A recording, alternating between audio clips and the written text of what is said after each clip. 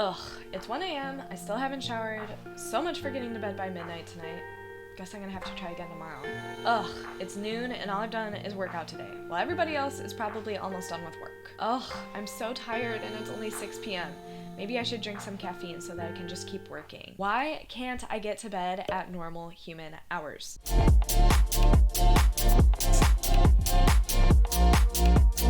I do not try to hide the fact that I have a terrible sleep routine to you guys, and I am on a mad mission to fix this problem. What used to come so easily to me now is probably one of my biggest downfalls towards becoming the successful entrepreneur and runner that I dream of one day becoming. And I think I can speak for everybody when I say sleep is important. It affects every single aspect of our lives.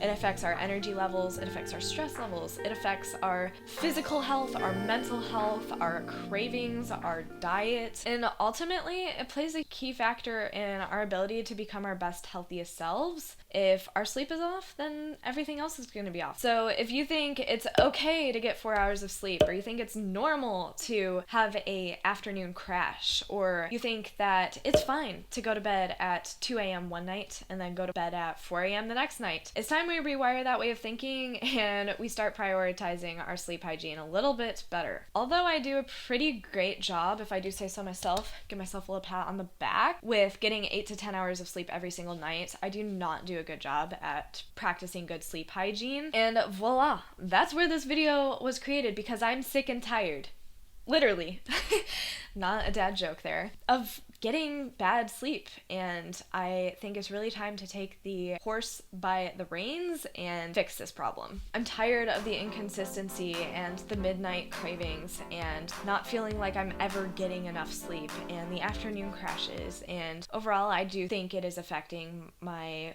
ability to become the best version of myself, and that is why I feel it's so important that we start taking this a little bit more seriously. For the next 14 days, I'm going to make sleep my job. That is going to be my number one priority, day in and day out. We're gonna try our best to make bedtime the best part of my day instead of the worst time of the day. We're gonna do that by including little rituals like taking Magic Mind sleep shots, no phones 1 hour before bed, using only lamplight. And the goal is to see how close we can get to the perfect bedtime routine, but also still remaining realistic enough that I can continue to practice these things every single day throughout 2025. During this little 14-day experiment / challenge, I'm going to be sharing my favorite tips and my advice, so that way if you guys are struggling with this same exact thing, we can support each other, love each other, and make sure that none of us feel alone on this journey, because I cannot be the only person that has a terrible sleep schedule. So we're gonna fix it together. I would like to start with a little disclaimer. I am not a doctor, I'm not a professional, I am just a young Gen Z girl who is obsessed with becoming her best, healthiest self and is obsessed with helping others become their best, healthiest selves. All of these things that I'm doing in this video for this experiment and this challenge are solely things that I have come up with that I think would really help me and benefit me. They're all from my own opinions and my own experiences. So if you think that you are struggling with any sort of like sleeping disorder or medical condition, please, please, please go seek some medical advice and help. I will make sure to leave some links below to some special resources in case you think you need to take the next step. But by all means, if you still want to watch me be my own guinea pig and test all of these things out, then stick around, because we're gonna have a fun time. In the beginning, I mentioned I get 8 to 10 hours of sleep every night, but that I don't practice good sleep hygiene, and you're probably like, what the heck is sleep hygiene? Sleep hygiene is essentially a set of healthy habits and behaviors and environmental factors that can be adjusted to help you get better quality sleep. Some sleep problems are often caused by bad sleep habits reinforced over years or even decades. In many cases, you can adjust your sleep quality by making a few adjustments to lifestyle and attitude. So improving your sleep hygiene is basically where you are optimizing your circadian rhythm, and you're probably like, oh, what the heck is a circadian rhythm? So don't worry, I got you. I got the definition right here. Circadian rhythms are physical, mental, and behavioral changes an organism experiences over a 24-hour cycle. Light and dark have the biggest influence on circadian rhythms, but food intake, stress, physical activity, social environment, and temperature also affect them. Most living things have circadian rhythms, including animals, plants, and microorganisms. In humans, nearly every tissue and organ has its own circadian rhythm, and collectively, They are tuned to the daily cycle of day and night. Circadian rhythms influence important functions in the human body, such as sleep patterns, hormone release, appetite and digestion, and temperature. Not that I'm pointing fingers by any means, but I definitely think the downfall for me was when I was on my Disney college program and my work schedule was all over the place. As a result, led to my sleep schedule being all over the place, and it kind of became normalized for me to fall asleep at different times of the day and stuff, because that's just what my body got used to. And while I can sometimes trick myself into thinking that it doesn't affect my day-to-day life, that would be a complete lie. I really actually do think it has affected my energy levels and not helped with the sugary cravings and the skin health. 2025 is going to be my year to fix this now that I work for myself and I have the flexibility to do so. During these 14 days, I'm going to be doing a number of proven techniques to help me optimize my circadian rhythm and practice better sleep hygiene. And the first thing we are going to really prioritize is consistency. Getting up and going to bed at the same time every single night. I'm not gonna lie, this one really frickin' terrifies me because I suck at this. The second thing we are going to be doing is including little rituals that help us to be better prepared for the sleep ahead. So taking Magic Mind sleep shots, taking warm showers, no screens 1 hour before bed. This one I think I have in the bag. I'm pretty good at creating routines. The third thing we're going to be doing is setting the mood. Therefore, we are going to be turning all of the lights onto a warm setting, like the lamp that I have right here, putting on a bathrobe, and really just creating an environment where we feel safe, comfy, and that kind of invites that feeling of sleepiness and triggers the mind into thinking that it's time for bed. The fourth thing we're going to be doing is diet and fitness. I'm not going to make a whole lot of adjustments here. I think I do a pretty solid job, but I'm just going to be prioritizing getting a lots of protein in so that way I feel more satiated. And then the second thing is going to be doing as many of my workouts in the morning as possible, because I often feel like doing a workout late at night gets those endorphins pumping and then makes me re-energized all over again. And last but not least, the fifth thing we are going to be doing is tracking it all on my lovely Garmin Forerunner here. So not that I am going to like follow it to a T, however, I do think that some of the data we can collect from that will be very helpful. I'd be lying if I said that I noticed a difference in the first few days of doing this experiment. I still felt rather sleepy and struggled with cravings, and I just tried to like do my best to be patient because I knew this wasn't going to be something that was fixed overnight. It has become so normalized for me, and I knew that it was going to take some time to rewire that way of thinking. By day 5, however, I started to notice a significant change in my focus. My sleep cycle seemed a bit better, so that was very, very exciting. I am one of the most ADD people you will probably ever meet, and I'm not afraid to admit that. I really struggle to stay focused. It definitely can really affect my ability to get tasks done because I often get paralyzed by my to-do lists, and I found that I was better able to focus on one project at a time, which was very interesting. You guys know that I'm super picky with like what I put in my body and the products that I use, and I feel like I owe a major part of the better focus to Magic Mind's sleep and focus shot. I have noticed such a big difference in my energy levels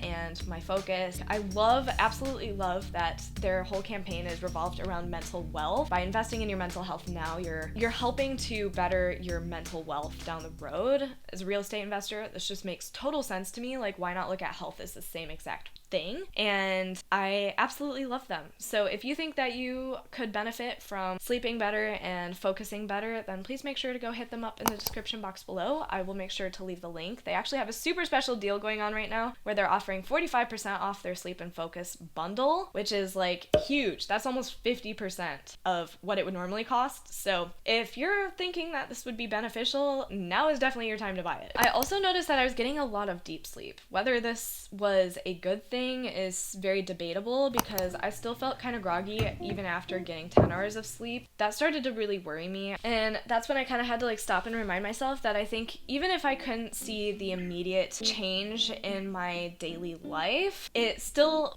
left an impact on my mentality and the way I was thinking, because by prioritizing my sleep hygiene and romanticizing my night routine, it really helped me feel like I was doing something good for me, and that in itself spoke volumes. I think it's something that I've just been so bad at for so long, and it felt really good to finally take care of myself. Day 7, something horrible actually happened. I made myself sick from stress. Before you go and say anything, you're probably like, whoa, wait, what? Despite filming the sleep video, unfortunately there was a lot of things going on in my personal life that led to my mental and physical state not being super great, and my body finally did what most bodies would do in that sort of situation. It crashed. It was a solid 3 to 4 days of sleep, and more sleep. No work, no exercise apart from like an occasional walk or yoga. No motivation to do absolutely anything. I don't think I've ever experienced this in all my life. It was horrible. And no, that was not the plan for this video.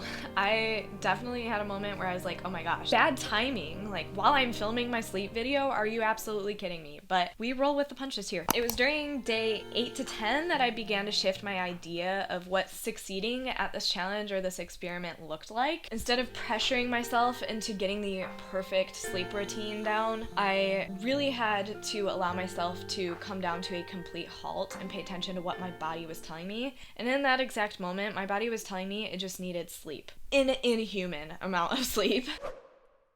In a normal experiment, I would love to be able to sit here and tell you how this changed my life, how I could never go back to having bad sleep hygiene again, but that would be a complete lie. Instead, I'm gonna give you the brutal, honest truth, and that is, it didn't change my life. I still have hope that maybe one day it will, but as of right now, it did not really change anything. What it did change was my perspective on what it means to be productive. Productivity used to look like waking up every single day to tackle work like a champ. It used to look like checking every single item off my to-do list, and heaven forbid I didn't get it checked off because I was gonna be an absolute mess. It used to look like denying myself the rest when my body needed it so badly because a nap would mean that I was lazy and unsuccessful. It made me realize that rest is sometimes just as productive as the work. If we push ourselves too far, then you will pay the hefty price. I'm not joking you. I have never experienced burnout quite like I did in this video, and I really want to protect you guys from having to feel that because it's just not cool. If you find that you're waking up every single day unmotivated and you feel like you're burning yourself to the ground, I'm here to tell you like a mother, go rest. That does not look like working in bed. That does not look like doing anything. Sometimes it just looks like staring at the frickin' ceiling. Do whatever it takes to get yourself back on track, because if you let it get too far out of hand, then it's only going to lead to more problems down the road. Please fix the problem before it becomes an emergency. I can assure you that fixing the problem is a lot easier than fixing the emergency. I've done this too many times, and unfortunately I'm just one of those people that has to learn things the hard way, and that is why I think it's so important for me to create these YouTube videos, because I want to help other people to not learn things the hard ways. And I'm still going to continue to be consistent with my bedtime, or as consistent as possible. I'm going to continue to do my sleep shots and put on my bathrobe and change my light temperature and everything, but I think I'm also going to try my best to shift my mindset of thinking that the rest isn't productive. I think that if I change that mindset, then I'll actually be able to be more efficient than I even ever thought possible.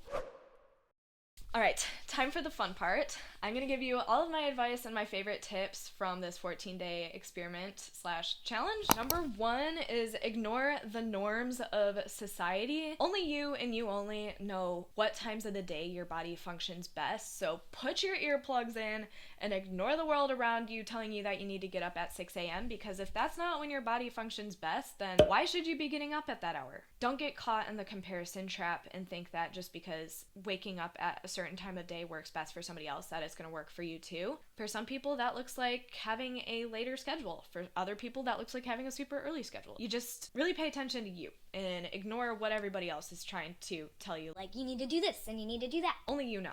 Block it out. Tip number 2 is create your dream routine.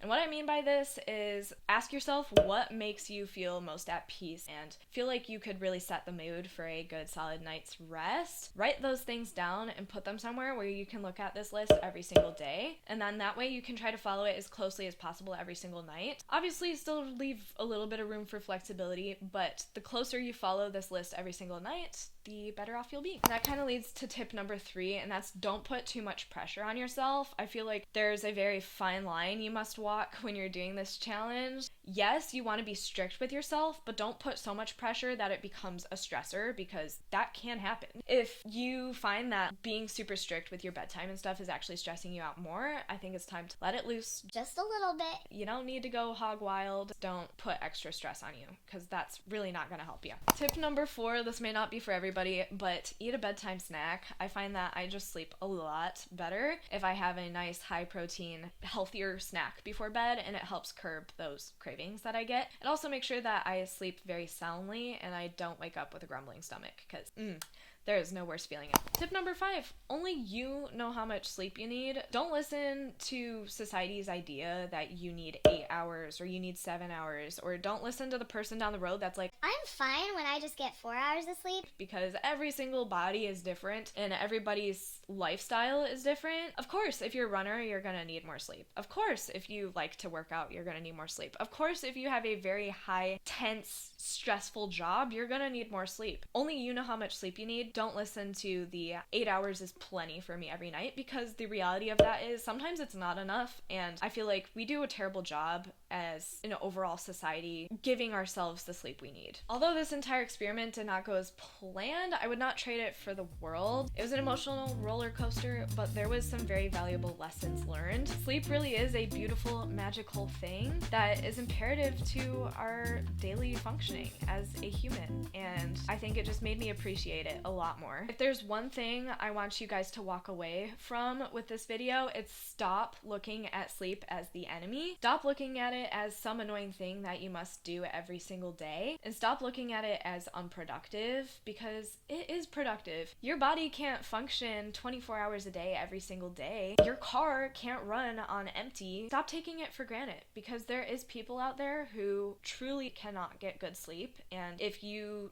don't have any of those medical problems and you don't have any sort of sleeping disorder, don't take it for granted, because sleep is a blessing. It's not a curse. As always, thank you guys so much for watching today's video. I hope you learned something new and enjoyed coming along with me. Please be sure to leave a comment on something that you must do every single night or you won't sleep. We all have that one thing, and I want to know what your weird thing is. For me, that is definitely eating my bedtime snack. If I don't get that in before bed, woof. And don't forget to give this video a like if you are ready to start taking your sleep to the next level. And as always, please be sure to subscribe if you love all things food, fitness, and living a healthy lifestyle. I love you all, and I'll see you in my next video.